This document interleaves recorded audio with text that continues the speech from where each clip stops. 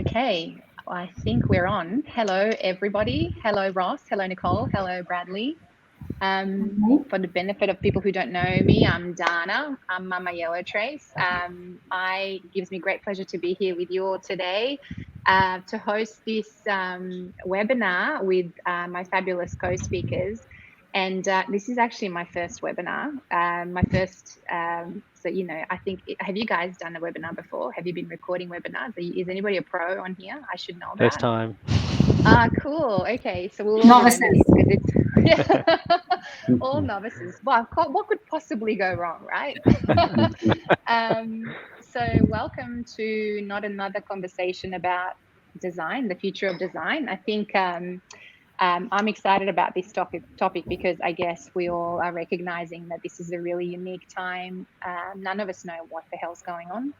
And I guess we're here today not to really answer any questions. Well, hopefully we can answer some questions, but we know that we're not prophets. We don't have the crystal ball. What we do have is a bunch of curiosity, and hopefully we can share a sense of optimism for how we're all approaching this time right now and in the foreseeable future. So I want to, I guess, give the opportunity to my wonderful co-speakers to introduce themselves and just give us a little bit of a introduction on, you know, what you all do. And I guess I just want to hear a little bit briefly about how COVID has so far impacted what you do day to day. How it's changed things for the worse, no doubt, but also in some ways maybe for the better. So maybe let's start with Nicole. Ladies first. I'm sure, gentlemen, you don't mind. Nicole, do you want to introduce yourself briefly? I'm sure most people might know you, and I reckon heaps of them know where you are because it's such an iconic background you have there. Tell us a bit about yourself. Sure. So I'm Nicole Johnson. I'm the National Manager for the Architecture and End User segment for Kvadrat Maharam, Australia and New Zealand. And Kvadrat Maharam is a joint venture between Danish textile company Kvadrat and USA based New York based textile company Maharam out of North America. We supply textiles, as you can see what's around me, and acoustic solutions for all types of applications for interiors.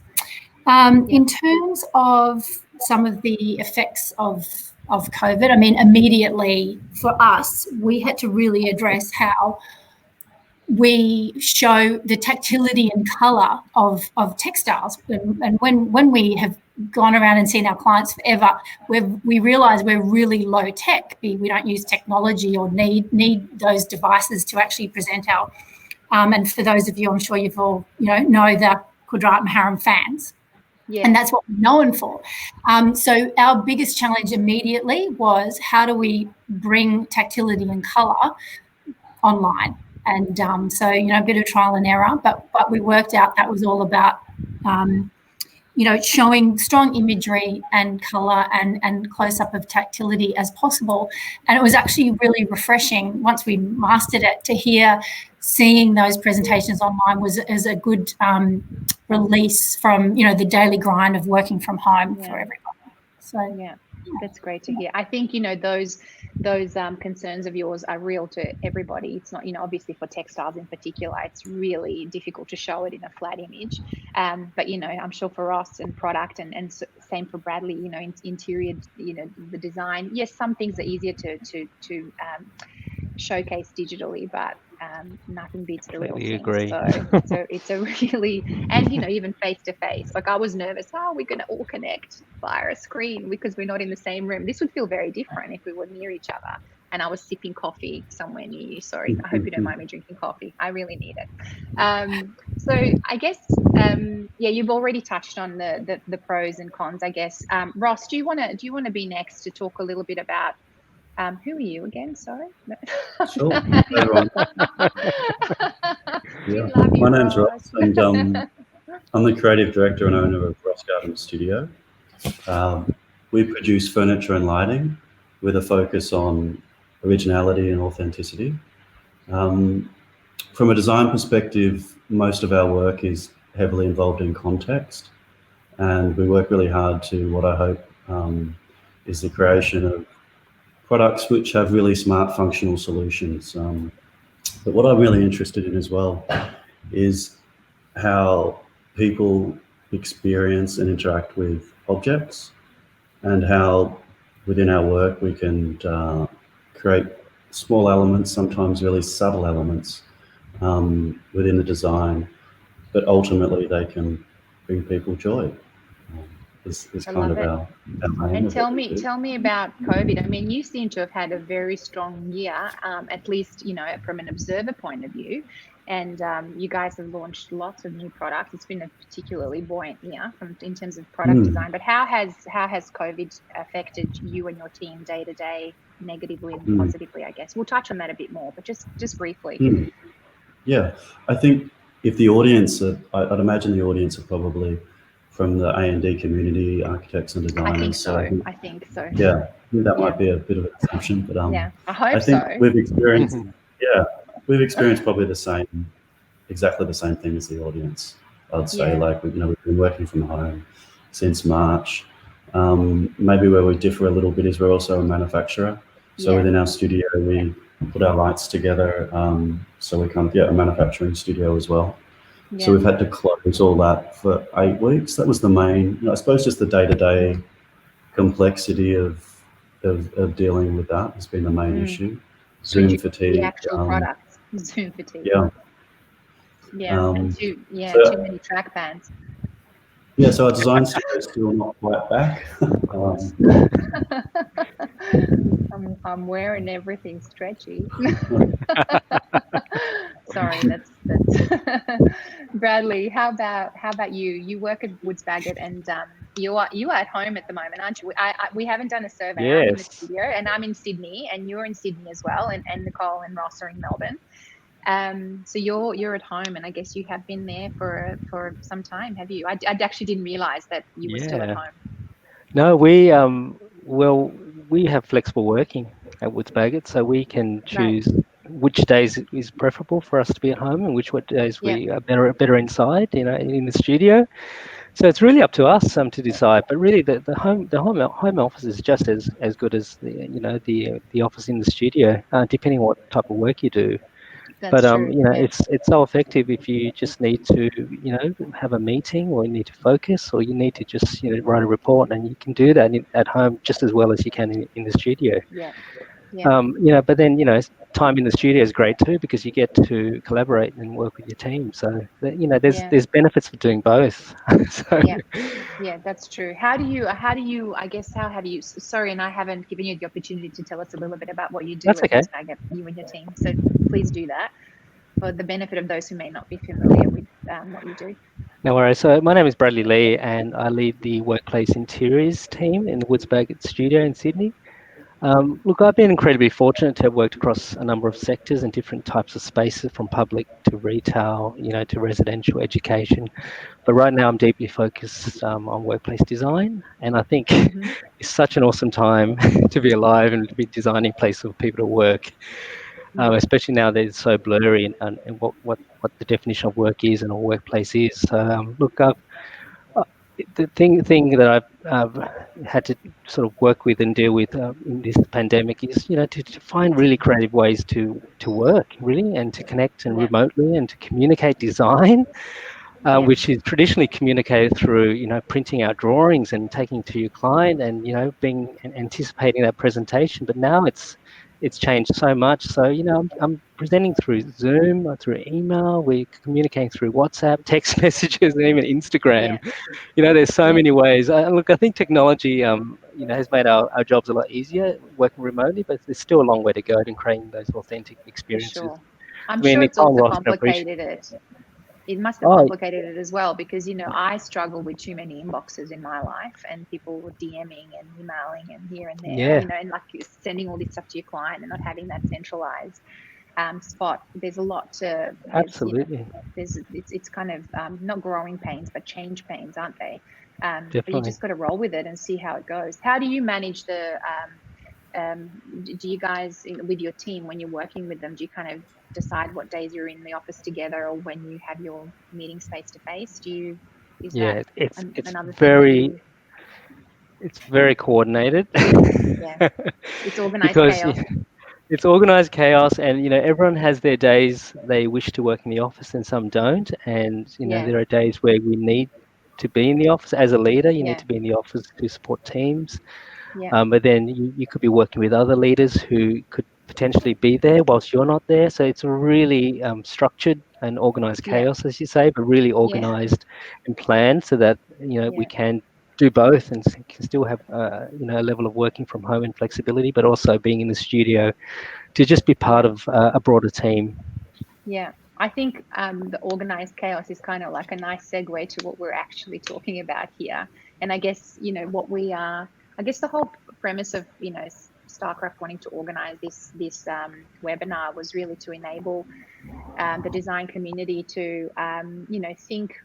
Hopefully, what we can do is offer some inspiration and insight from our different points of view, because we're all connected in this industry, the four of us, but from different angles. And I guess we recognize that all we know is that we don't know anything. Or we do know some stuff. We know that people talk about the new normal. I couldn't hate the term more, because what is the new normal anyway? Every day it's the new normal. It's continuously evolving, and we're all wondering, is this going to happen? What about next year, will I be able to do this, or will these events happen, or how will I design? Or I guess all we can know is that we need to be able to be comfortable to embrace the unknown, become comfortable by being uncomfortable, or something like that. This is the definition of entrepreneurship, apparently. So we're kind of in this really exciting time in that the whole world is entering this phase of experimentation. Bradley, you touched on this. And we're all having to innovate, and it doesn't have to innovate, doesn't necessarily mean anything too drastic, but in terms of how we communicate with our team, with our clients, with ourselves, how we making sense of all of this. So I guess I want to talk a little bit about sort of from the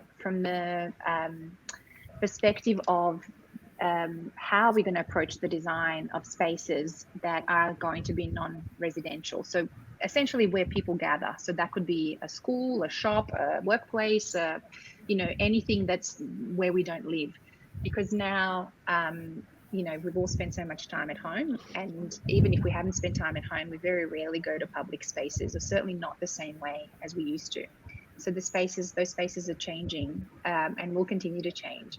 And I guess I wanted to just talk a little bit about, Nicole, I just wanted to throw it to you, because I feel like you're in this really interesting position in that you have an overview of our industry. You deal with lots of designers, whether it's you directly or through your team. You have an insight into Australian design community nationally. We're all in our little bubbles. What have you observed from what's happening out there? What are the designers doing? What are the different, I know this is a really big question, but I guess, how,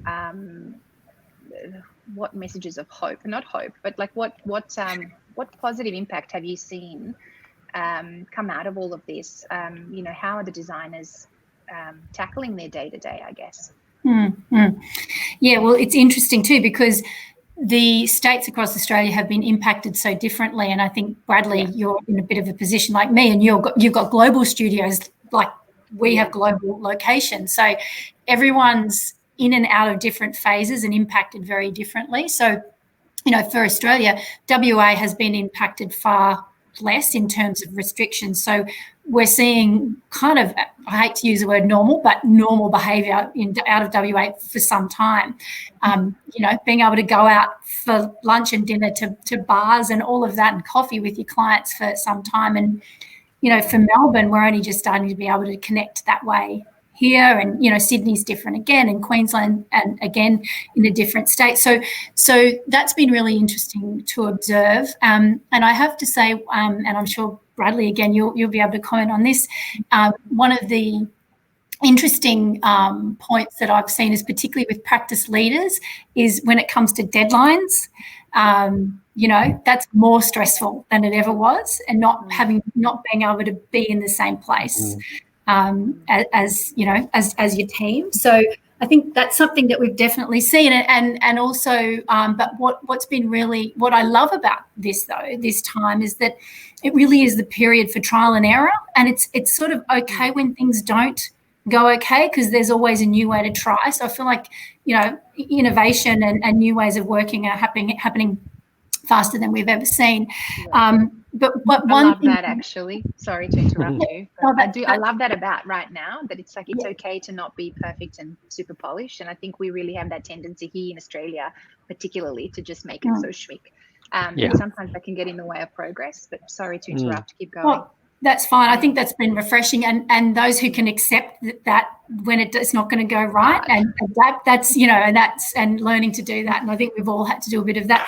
What I've really liked seeing though around, well, another thing that I've liked is that a lot of people are saying we don't know, you know, and early on, I'm sure we all watched lots of different webinars of all different parts of the industry, and everyone said we don't know. And I think that's the honesty of that I really enjoyed seeing too. And I think we're all kind of working on this path together. And Ross, you know, we work with the Stylecraft team a lot, you know, and across the industry with all different people. And what's been great for us is that real, and I'm going to use it all in it together, but actually we could come together as an industry, and the people that Kvadrat Maharam works closely with in the industry, just a deeper level of connection as well, and understanding where everyone's at, empathy and helping more. I think we've kind of had the time, because people aren't traveling, had the time to really connect and work out how we can work better as an industry. And I think that's been really great. And another thing that I've been so happy to see as well is that designers and the people we work with really not wanting to see, you know, completely what has become a term, COVID safe, you know, interiors. You know, people still want to use, you know, as I said before, colour and tactility are so important to what we do, but they're also really important to human beings, designers who design the spaces and the objects and the furniture, but also to the users who may not realise what that's actually doing for them. So, you know, that's another thing that designers don't want to see, you know, completely wiped down surfaces. They want to retain, you know, what's important within what we do. And also, you know, this whole idea of creating spaces, you know, look at workplace, for example, where people are going to be there, you know, not as often, but when they get together, as Bradley was saying, you know, when you come together at Woods Bagot for a specific meeting, those spaces, or whenever, any workplace, but those spaces have to be absolutely optimum conditions and perfect for productivity, for socializing, for collaborating, for, you know, and having great acoustics, having interiors and finishes that people, you know, want to be there. And I think, you know, what we're also seeing is that, you know, that lack of connection, and also, you know, junior staff learning from senior staff. So being in places where those conditions can create a perfect for all of that learning and collaborating is what's really important. And I think focusing on that and just to create better spaces, I think, is really exciting for me to see. Well, we should be always trying to create better spaces. Bradley, it's probably a good segue to you. And I guess what have you found from this year? What are the clients? You've touched on some of how you are communicating with your clients, but what are you finding that your clients are wanting from you and your team this year? And what, you know, in terms of the projects that you're working on, not just, you know, into the future, what's been happening? What are some of the key changes, I guess? Well, other than the immediate sort of reactive responses to put perspex everywhere, which I've managed to convince that, you know, let's just wait for a second and not put pollution and, you know, bad sustainable practice everywhere.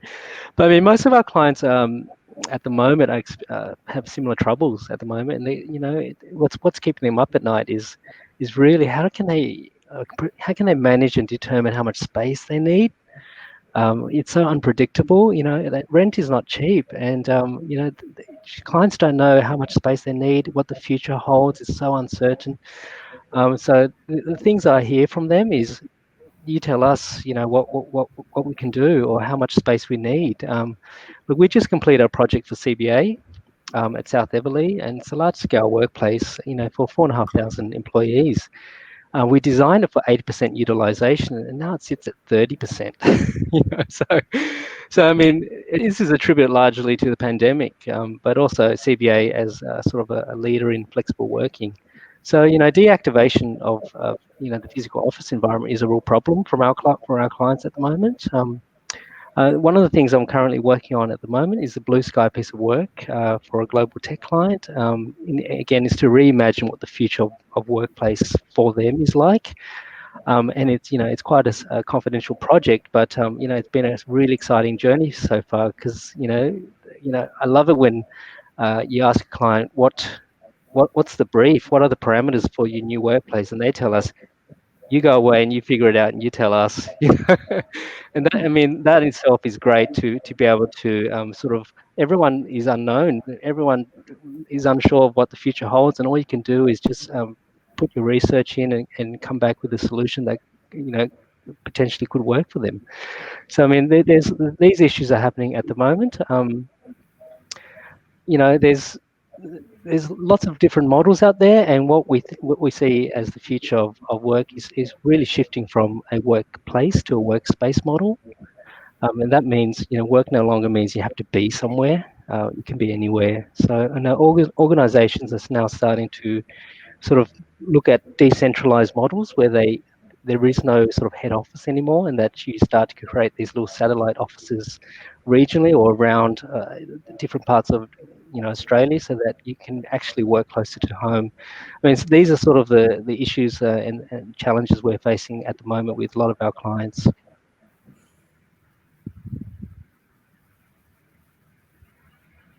I think you're on mute. We've lost you, Dana.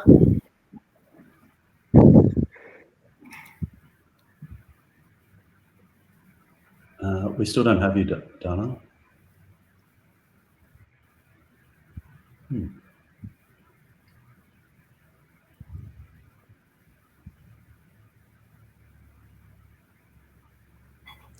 Can't hear you, Dana. Maybe accidentally hit the mute button at the top. Okay.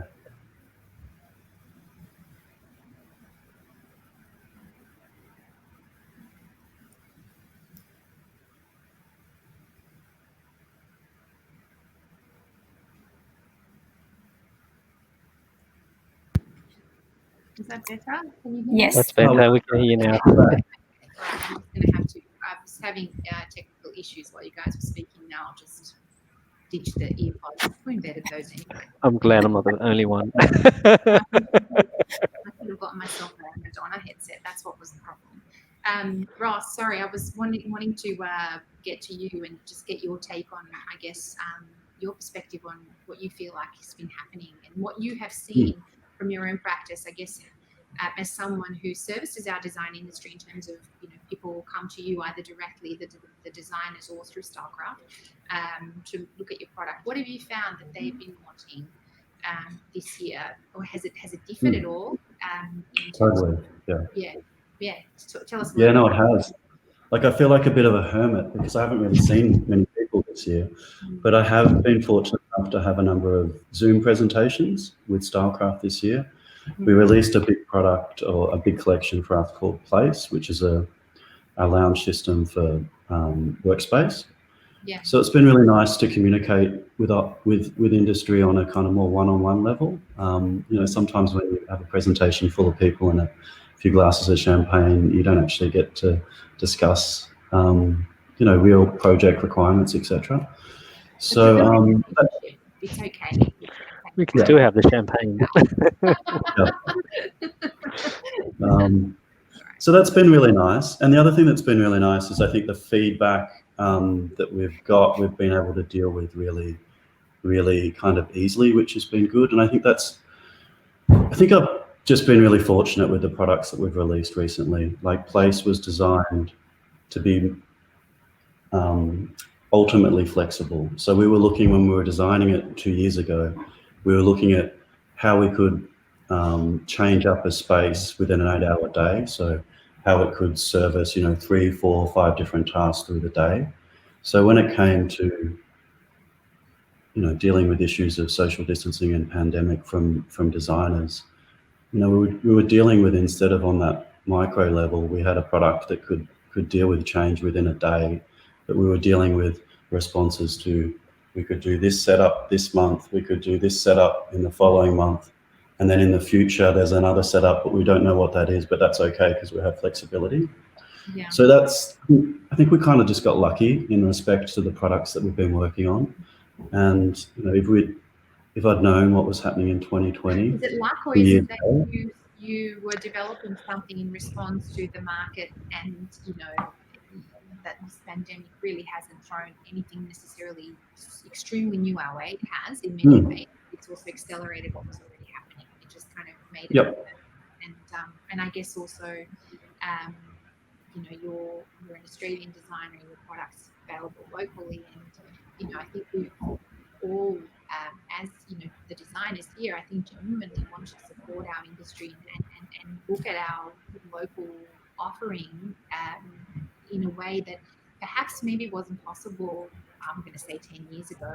Back in the old days when I used to practice as a designer, I remember, there really wasn't that much when Yellowtrace first started. I remember not, and even how Yellowtrace kind of came about. I remember just, researching a bunch of stuff, and very rarely would I find something locally here that excited me. It wasn't necessarily the product, it was the projects too. And there's been this real evolution and revolution in the design here in Australia, because the world has become more visible, we've become more connected, and the level has really risen to the international level. And I think in some ways it's been surpassed, if I'm honest. And it's just that, this is really timely that we find ourselves in this time where local offering is something that we really need to look at, because of not just the travel restrictions, and the lead times, but we're kind of needing to explore our own backyard. So I think, lucky you were there, but I'm sure this hasn't just happened overnight, right? Yeah, I agree. I think localities, it's something that's happened across all industries. Like the pandemic or COVID has increased people's awareness and interest in locality and where things are from, the stories behind products. Look, I think in the last 10 years, our design community's been really proactive in getting behind local furniture and lighting and products. And that's been slowly, I've definitely watched that happen over the 10 years. And I've watched the industry increase to service that as well. But I think that's one of the real positives that have come out of the last 2020. If I can take one positive away, there's probably a few, but the big one is people being excited, more excited, and really seeking out local product and locally made product, which is great. That's true. Do you agree with that, Bradley? Yeah, and our clients are asking for that too. These products coming out of Australia are absolutely world class, and and we know that, and we specify Australian products because there's such a much better outcome for the environment. It's supporting Australian designers, and you know what? It's going to be available, and you can get it on a project, and there's very low risk. So it's a great story. A lot of the suppliers we work with, are going to carbon neutral. So they're putting stuff out in the market, and they're not consuming energy. So it's really great to see that. And we do support Australian designers as much as we can, and our clients are asking for that as well. Yeah, it's good. It's good to hear. I guess again, looking at what this crisis has brought our way, and in terms of I mentioned earlier that the new normal, or whatever that is, we don't know how it will play out, but what we certainly can know is that it's going to evolve and change, and this idea that the world is world's our oyster, and we can really contribute to a better future. Our industry can certainly do that in different ways, and certainly all of us in our own respective ways can do that. What would you, maybe Nicole, you can start, what do you feel like you would like to see on the flip side of, you've touched on some of this already, certainly interior strict personality, but what would you, what's your kind of pie in the sky thinking and a positive to come out of all this, I guess? Yeah. What is our reality? Yeah, and I think for all of us, it's all about quality and quality of space and quality of everything that goes into that space. And, we've been talking about it a lot internally as a team, and where do we go? Where do we focus next year? And I think what we really want to get out there and talk about is, the solutions, or everything that's in a space has to contribute to that space. And for us, acoustics is, we've got our soft cells acoustic panels. So, and that for us is something that's really important. Acoustics can have such a major impact, as we all know, from, being in, particularly when you're in a space that has bad acoustics. You recognise it, but when you're in a space that's got great acoustics, you're really unaware of what that's doing to you and the effect it's having on you, just to be able to do your work or concentrate or have a conversation. So I think for us, we really want to see acoustics addressed, and again, not just because we've got a beautiful product that addresses that, but just for the, I think, quality of space for us. Sorry, Dana. Yeah, I was just saying, it's a really good point, because we can, in the design community, we can be so focused on visual and how something looks. How something looks is immediately gets your attention, but how something feels is a lot less tangible. And acoustics are definitely a quiet achiever. It's something that you're not necessarily aware of, but when it doesn't work. A bit like aircon. In some way, absolutely. And that's all about creating quality spaces, and that's what we want to see. And also, working with, when we come to, value engineering or cost cutting or whatever you call it, why, what is cut out and why, and really addressing long-term. Money spent in the short term might be more, but the long-term benefits. So again, coming back to that quality. So investing money now so you don't have to spend it in the future. And then that also comes into sustainability as well. So investing in quality, sustainable products that are going to last a really long time and perform as you'd expect. And that's what we want to see. And it's actually been really, really good to see a lot more. So there's been, a lot of questions to us about COVID, cleaning, etc., and how that all works, but also sustainability. We're really seeing increased inquiries about, actually us presenting our sustainable story, which is really encouraging for us. So for me, that's pie in the sky, quality of space, reasonable budgets that allow us to all, have we all want better budgets. Reasonable budgets. And I'm saying reasonable, Dana. And also, a commitment to sustainability. So that they're my 3 pie in the sky. I do love how you talk about quality of products being sustainable, because it's so true. Quality of spaces, quality of products and finishes and everything leads to sustainability, because you just don't throw it away. And I mean, I'm sorry to jump in, but there's a lot of sort of refurb projects that we're doing, and when we go to these spaces, which were made in such high quality and crafted in such well sort of built spaces, you'd be hard to just demolish it and throw it away. You keep as much as you can, because the quality of that space, 20 years ago, it's still good. And to throw it away and replace it with something that is within budget is a travesty. So quality does lead to sustainability. I completely agree with you. Ross, what about you? What do you want to see designers do? I mean, and I guess also, what are your hopes for on the flip side of this? Are you reassessing, I guess, what you're doing, or maybe? Sure. Sure. We're doing just on the sustainability topic. We're readdressing that this year in the studio. So we're currently undergoing GECA certification for all our products, and we're looking at a solution for our lighting as well. So that's exciting. It's probably been a bit of a long time coming for our studio to be able to have our story public and talk about that a little bit more. So we're excited about that. I'm really interested, to change the topic slightly, I'm really interested in to see what happens in how we show our work in the future, and also how people consume it. You're not changing the topic. This is good. Tell us about that. We had a big show planned this year in Milan, and as that was kind of all unfolding, it was a pretty stressful time. It was probably one of the more stressful things we dealt with, sending our furniture over to Italy and lighting for around kind of little trip holiday. But now the dust has settled over that. It's kind of still a little bit of a foreign concept for me to think that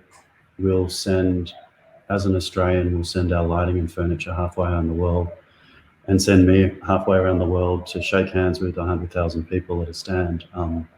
It seems like maybe there's going to be some alterations in how we do business in the future. And I say that kind of with a bit of a heavy heart, because if you ask me, no, I've got a complete love of Milan and everything that it does. So in a lot of ways, I don't want to see things change, but from a practicality perspective, everything I love about it is based on the experience of Milan. It's probably less related to me going there and interacting with brands or products. It's just been bombarded with all this information all at once. So I wonder if us having a year off, and also I suppose larger brands, how they're going to analyse showing work in the future in shows in Milan, whether they're going to take a breath and look at the financial analysis of return on investment, whether things are going to be forced to change. I don't know the answers to this, but I'm really interested to see how people create different solutions. Yeah, it's a really good question, and I'd love to know the answer to those questions. We all would.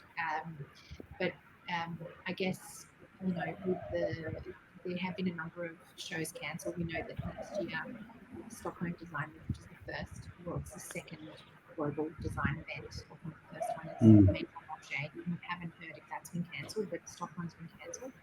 So we know that 2021 is already starting to be cancelled up, and what this means, we really don't know. But I'm like you, and I think we all agree that it's one thing to have it, and hell, I work in digital, digital is my life, and but we can all have a bit too much of digital fatigue after a while, too much, nothing like the real thing, and being able to go and show your product. Yes, shipping it overseas is not only expensive, it's complicated, it's also not great for the environment. But sometimes you really do have to see the real product for people to appreciate it, to understand what it is and what it stands for. But this is going back to I guess there's a really great opportunity for our own market to be able to experience your product and maybe look at it now, then more so than before, because they maybe were seeking something more exotic, imported, because I guess there was a level of prestige with that sort of stuff in the past, and I think that's really changing. So it is really interesting. I'm kind of I'm thinking as I'm speaking, and the more you think about stuff, in whichever direction you go, there's kind of pros and cons either way, right? I think this is why this has got to be one of the strangest conversations we're going to have. It's like, what's it all? What does it all mean? And I guess we don't know. Like for me personally, what I know nobody asked me a question. I was just going to offer an answer anyway. But we're kind of all that. I think we all agree that similarly to what some of you guys have touched on, and especially you, Nicole, spaces, products. I work in a space where visual is king, but I can often see through the crap, so to speak. You can see we're so obsessed with image and so obsessed with visual, but how something feels and how something is in real life. This kind of Instagram reality has really got a lot to answer for, and spaces that have been cropped to perfection to look great in the photo, but in reality, Yeah. they're probably not that great. That's a really dangerous place to be, and that's a really important message I kind of want to send out to our audience. Don't get caught up in the bullshit. If I could say that in another way. It's really important. I guess we have such a responsibility to dig deeper and seek meaning and relevance. And the best design really comes from within. It doesn't come from looking out there and picking up on all the different reference images, even though I'm the one who serves up that design point. I'm one of the people who's at fault. But the starting point needs to be somewhere completely different. It needs to start from within.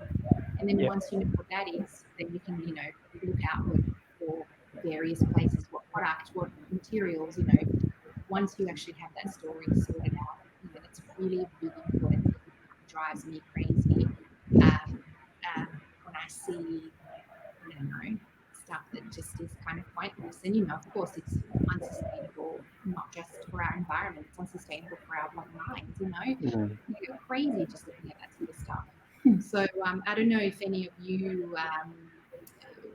have anything. I hear a lot of nods. I'm sure, Bradley, you must feel that way too, especially Yeah. designer.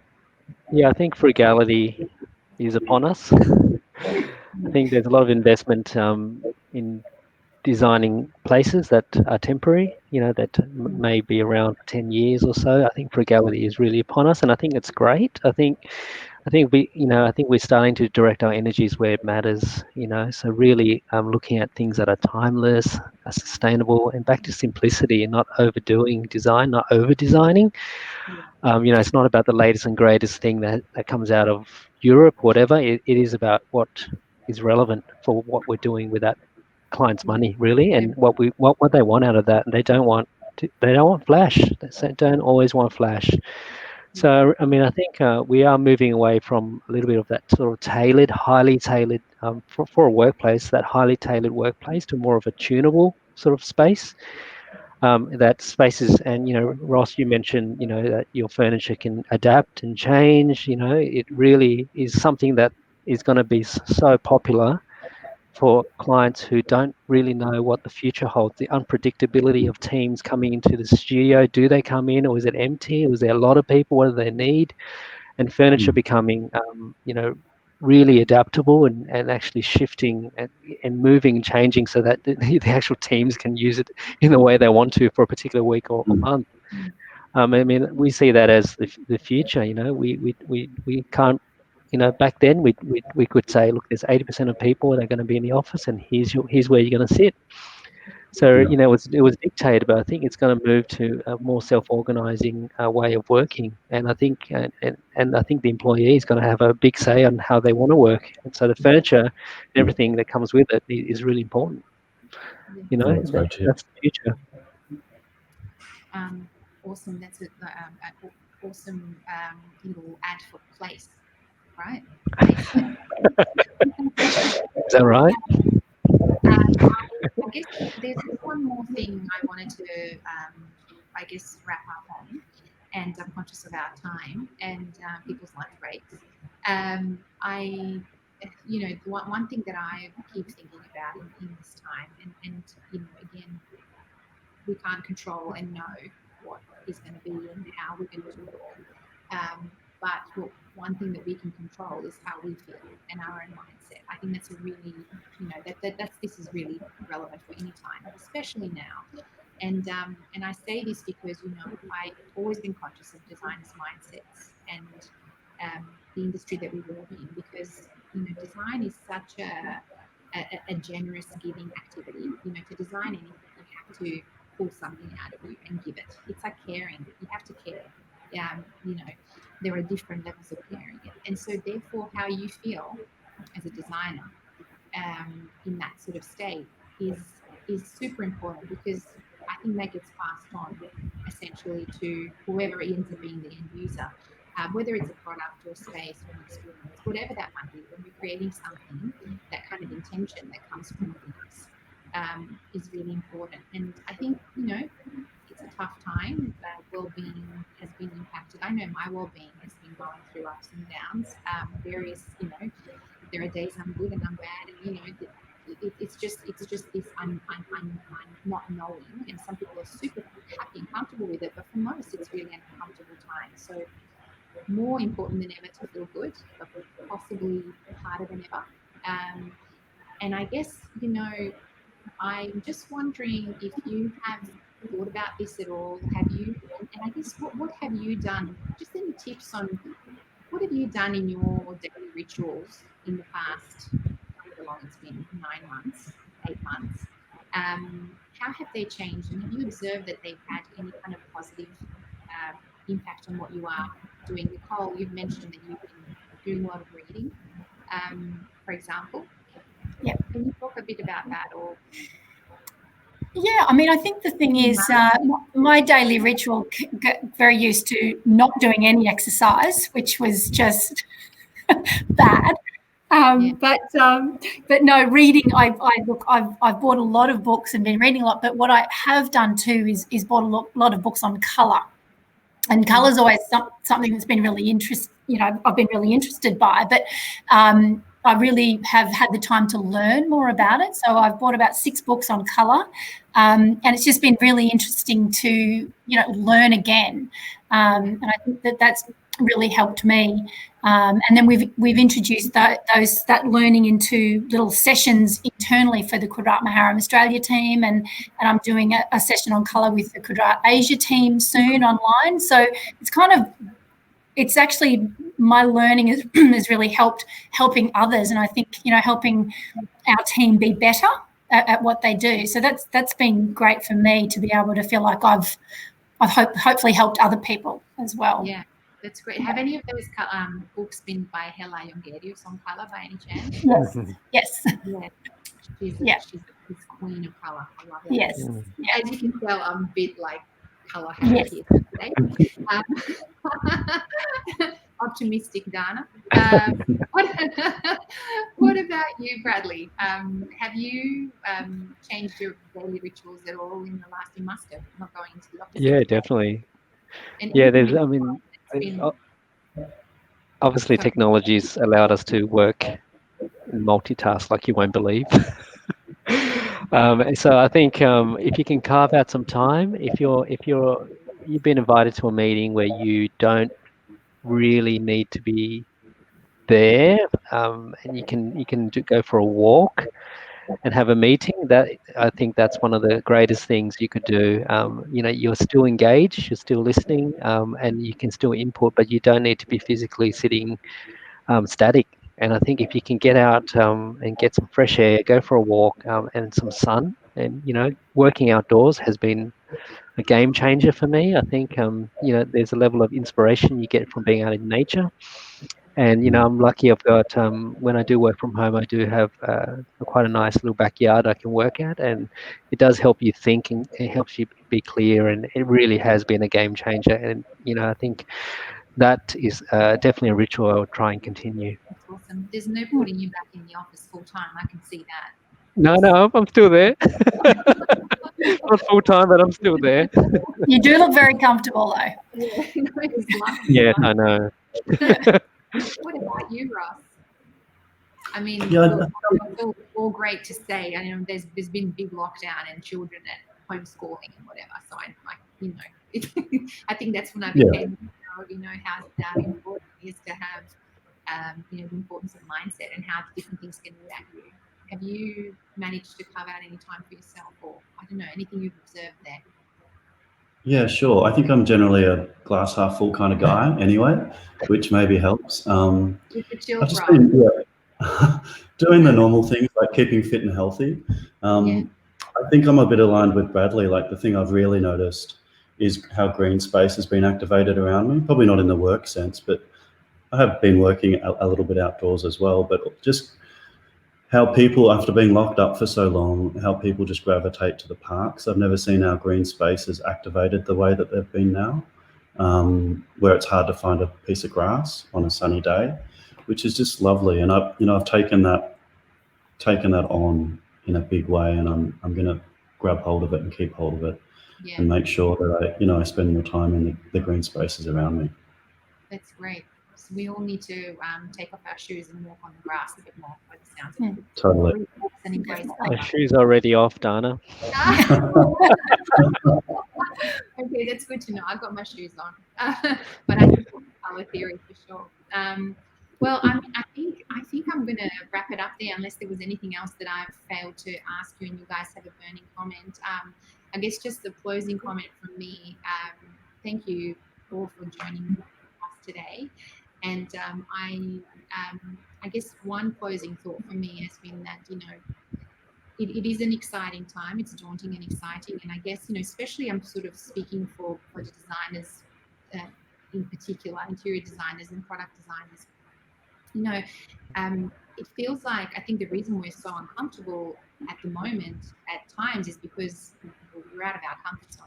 A lot of the times we're changing things. But I think the state of being outside your comfort zone is actually the state where innovation happens. When we're in our comfort zone, we just tend to repeat the same old stuff, and we resort back to the old habits or old ways of doing things. When we have to reinvent literally everything, how we communicate, how we approach things, and how we do our day-to-day tasks, our systems, our procedures, our selection process of whatever it might be.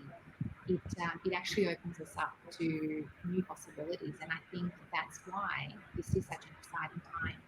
And I'm looking forward to seeing how a little bit of stability wouldn't be bad, but I think out of this there will be some absolutely extraordinary things, and we're looking forward to seeing you all thrive. And I hope we can have a beer at the pub or a wine. Hug it out. And thank you again for joining me. And let's do this again soon in real life, huh? Sounds Definitely. great. Thanks, Perfect. everyone. Guys, Thank you so Thank you. much. Ciao. Bye. Bye. Bye.